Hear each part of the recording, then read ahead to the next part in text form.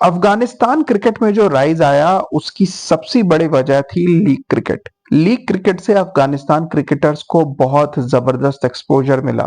उनका domestic setup, domestic structure शायद उतना स्ट्रांग नहीं है, लेकिन लीग क्रिकेट में अफगानिस्तान के प्लेयर्स को अचानक से बड़े बड़े इंटरनेशनल प्लेयर्स के साथ खेलने का मौका मिला, उनके अगेंस्ट खेलने का मौका मिला और वहां से अफगानिस्तान की क्रिकेट में जबरदस्त सुधार आया। अगर आप 2015 के बाद अफगानिस्तान का ग्राफ स्पेशली अगर आप फॉलो करेंगे तो आप देखेंगे कि अफगानिस्तान क्रिकेट में बहुत जबरदस्त राइज आया है।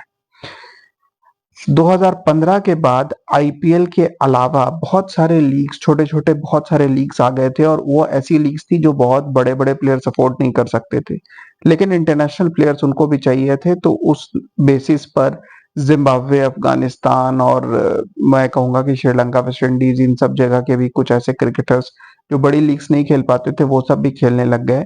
और फिर देखते देखते लीग क्रिकेट इतना कॉमन हो गया कि 2017 ऑनवर्ड्स अफगानिस्तान के प्लेयर्स भी आईपीएल में भी आने लग गए और फिर धीरे धीरे बिग बैश लीग और सारे लीग्स में वो फैल गए और बड़ी लीग्स में भी वो आ गए।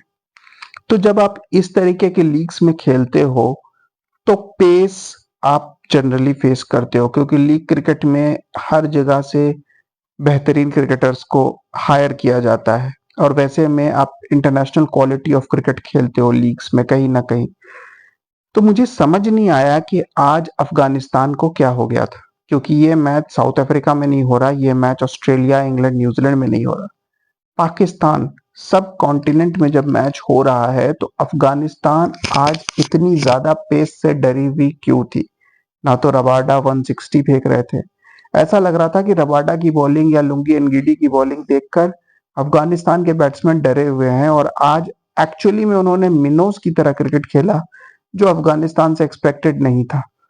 पिछले दोनों वर्ल्ड कप्स 2023 और 2024 वर्ल्ड कप में अफगानिस्तान ने जबरदस्त परफॉर्मेंस दी थी और इसी साउथ अफ्रीका टीम को उन्होंने शारजा में 2-1 से ओडीआई सीरीज में हराया था। 6 महीने पुरानी बात है ये।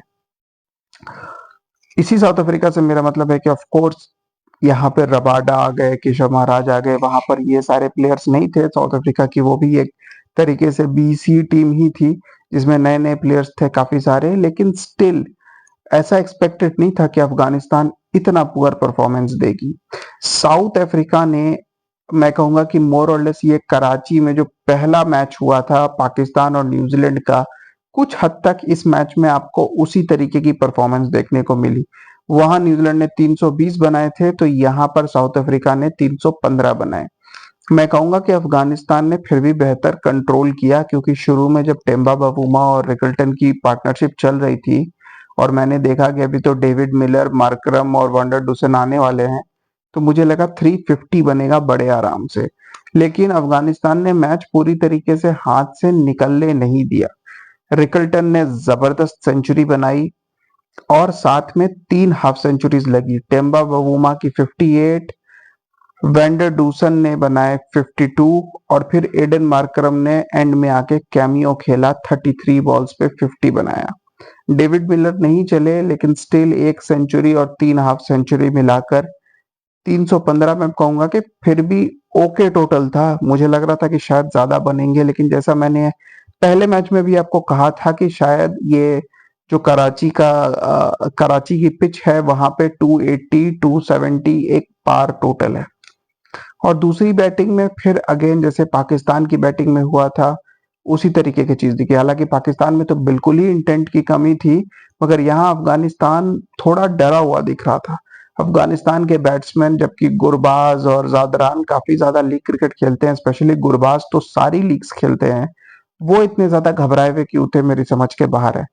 दोनों के दोनों जल्दी आउट हो गए और पूरी अफगानिस्तान बैटिंग में रहमत को छोड़ के किसी ने 20 रन भी नहीं बनाए। सेकंड हाईएस्ट था 18 रन जो राशिद खान ने आके एंड में बनाए, वरना सारे प्लेयर्स 8, 7, 15, 16।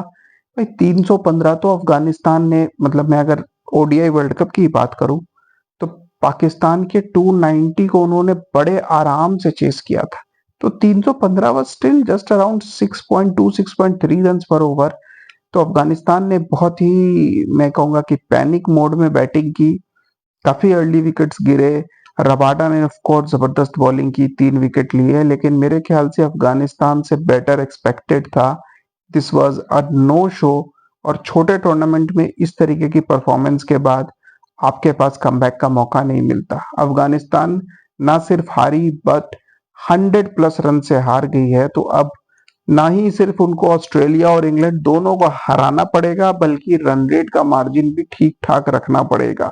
तो अफगानिस्तान के लिए अब सफर काफी मुश्किल है। हालांकि जब मैंने दोनों ग्रुप्स देखे थे तो मैंने यही कहा था कि भाई Bangladesh and Afghanistan are two teams in both the groups, जो मेरे ख्याल से अगर सेमीफाइनल पहुंचती है तो it will be a surprise.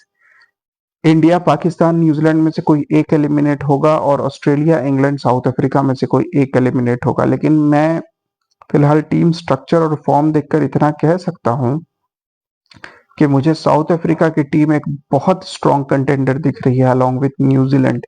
Of course as an Indian मैं यही चाहता हूं कि इंडिया जीते, लेकिन जो दो बड़े थ्रेट्स मुझे दिख रहे हैं more than Australia and England, वो मुझे दिख रही है साउथ अफ्रीका की टीम जबरदस्त दिख रही है। साउथ अफ्रीका पिछले आप मैं कहूँ तो पिछले 2-3 सालों से हर आईसीसी टूर्नामेंट में बेहतरीन परफॉर्मेंस दे रहा है। 2023 में भी वो सेमीफाइनल तक काफी जबरदस्त परफॉर्मेंस देकर आए थे। 2024 में उन्होंने अपना पहला फाइनल खेला था और अनफॉर्चुनेट थे कि क्लोज मैच हार गए, मगर इस बार वो काफी डेस्परेट दिख रहे हैं। उनकी टीम भी बहुत जबरदस्त है। ओपनर्स की बात कर लो, मिडिल ऑर्डर की बात कर लो, फास्ट बॉलर्स की बात कर लो, उनके स्पिनर्स भी अच्छे हैं और साउथ अफ्रीका एक खतरनाक टीम साबित हो सकती है and this can be their elusive trophy win.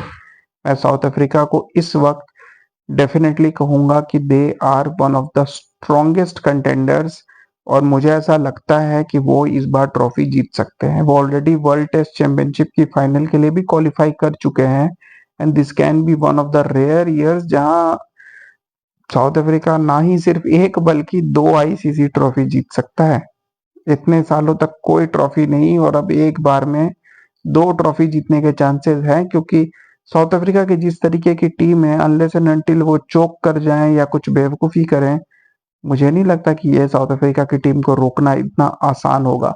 Of course अगर दुबई में इंडिया के साथ सेमीफाइनल या फाइनल पड़ गया तो एक अलग इक्वेशन आएगी, लेकिन फिलहाल ग्रुप स्टेज में तो मुझे वो इनविंसिबल दिख रहे हैं। मुझे नहीं लगता कि ऑस्ट्रेलिया या इंग्लैंड भी साउथ अफ्रीका को हरा सकती है unless and until south Africa कोई पुअर क्रिकेट खेले। उनकी टीम बाकी दोनों टीम से जबरदस्त है। तो जो मुझे फिलहाल दिख रहा है कि साउथ अफ्रीका, न्यूजीलैंड, ये 2 टीम्स तो डेफिनेटली थ्रू हैं। इंडिया और पाकिस्तान का मैच है परसों, काफी हद तक वो मैच डिसाइड कर लेगा कि दूसरी टीम कौन होगी उस ग्रुप से। एंड ऑस्ट्रेलिया और इंग्लैंड के बीच का कल का जो मैच है वो भी बहुत ज्यादा इंपॉर्टेंट है, क्योंकि साउथ अफ्रीका को हराना इन दोनों टीम्स के लिए मुश्किल पड़ेगा एंड अफगानिस्तान को मेरे ख्याल से ये दोनों टीम्स हरा देंगी।